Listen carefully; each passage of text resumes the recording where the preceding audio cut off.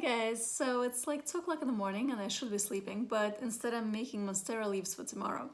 So I figured since I'm doing this anyway, I might as well do a little tutorial for you guys, in case if you want to make your own Monstera leaves. So what I did with this is I actually cast molds of them like this. See? Can you see? Oh my gosh, sorry, the light's so bright. Here we go. So I use this type of putty, but you can use any type of putty, really. This is a silicone putty. Like I said in my other videos, I don't love liquid silicone because it's so messy, so I use a putty instead. But anyway, so you just, knead the yellow and the white together and you press it over your sculpture, and then you peel it back and you remove the clay, you're left with the mold, and then you can cast that as many times as you'd like. They last for forever, like years. So, today we're gonna make a quick Monstera leaf. I already have a couple made here, but I wanna show you how to sculpt one because it's really simple. They sell molds for them, but honestly, first of all, if you buy a mold, then you're stuck to that size and that leaf, and why do that? You know, when you can make your own of any size, like I make many different sizes, and you can have like your own individual leaf with its own perforations. So, okay, let me turn around. Okay, so Monsteras are heart-shaped. Sometimes, you guys, if you need to do a leaf, it pays to take cling and draw with like a Sharpie on the cling and then put it over the clay, trace it with a needle tool, peel off the cling, and then you can cut. This I've done so many times that I just do it freehand, but you can totally draw on the cling first and then kind of like transfer it onto the clay. That I used to do that a lot. But at this point I've done this like 6,000 times, so I don't need to do it anymore. So Monsteras are literally heart-shaped. And the reason why I know this is because I've looked at the leaf. Whenever you sculpt, do yourself a favor and pull up like a good picture of what you're sculpting. Always helps. Okay, next thing that I do with Monsteras is I do the veins. So you're gonna have a large central vein. You're going to have like 3 pairs usually of side veins. And 3. And then they have these like little veins up here that start following the shape of the leaf a little bit.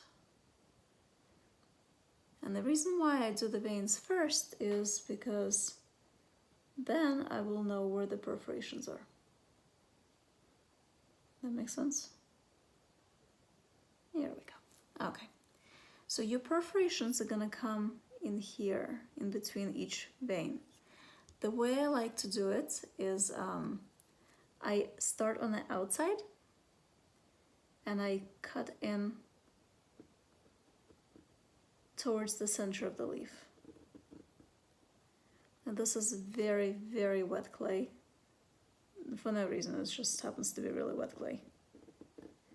So I might have to wait a little bit to remove these little pieces that I'm cutting in. Now if you look at a picture of a Monstera, the back, these little veins, they don't really have perforations. And I'll do the same on this side. Now sometimes Monsteras have perforations that are not complete, meaning that they don't go all the way to the outside of the leaf.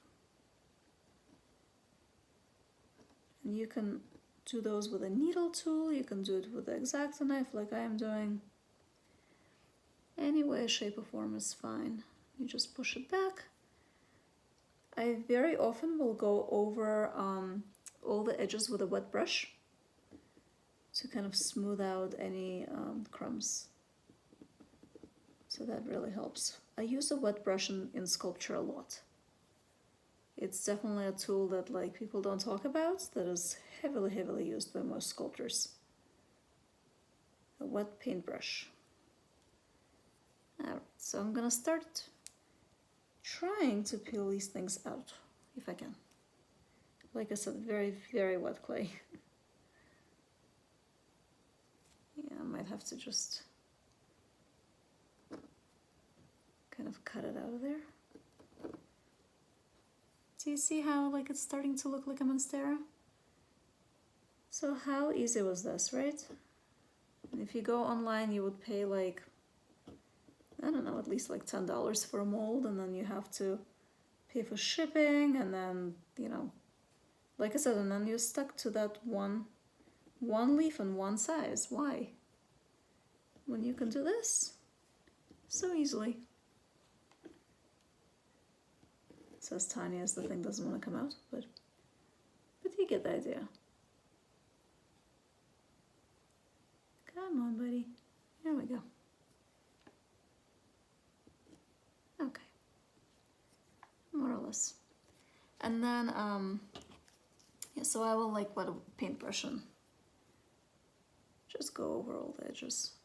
That really helps to make it look a little bit more professional. Because when you're casting, your silicone will pick up all of that. It's an exact replica of what you've made. So if you have an original that looks like, you know, has little crumbs all over the place, then your mold will too. So take your time and smooth it over. It honestly will take you 1 minute. Right? There you go. Okay, here we go. It's a Monstera leaf. So super easy.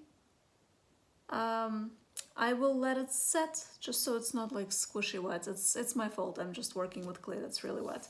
And once it's like leather hard, I will just take the putty and combine the two parts and press it over, and I'll have a mold of yet another leaf, and I'll have a whole bunch of them. This is for a Monstera mug that I'll be making soon. So I hope that was helpful.